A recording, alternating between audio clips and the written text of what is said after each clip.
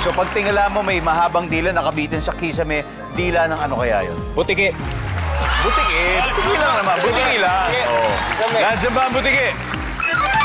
Yun. Pwede, Nikki. Dila kaya ng ano yun? Asawa mo.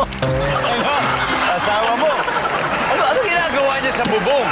Binabantayan ka siguro, di ba? Hanep, di ba? Nandiyan ba ang asawa mo? Alright, Team Lagim. Usap-usap na kayo, Kuya Epi.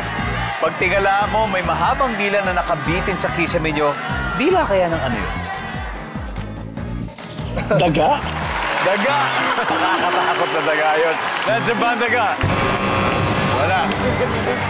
Okay. John, may dalawa pa. Pag tingala mo, may mahabang dila na nakabitin sa kisame. Dila ng ano kaya yun? Ahas. Ahas, Vince.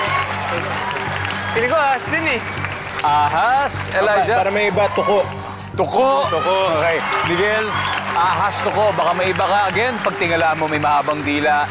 Dila ng ano yun sa kisame. For the win. Ahas. Ahas! Lilian, team. Mukhang tama, no? Actually kasi, narinig nila po eh. Sinabi ko dito, ahas.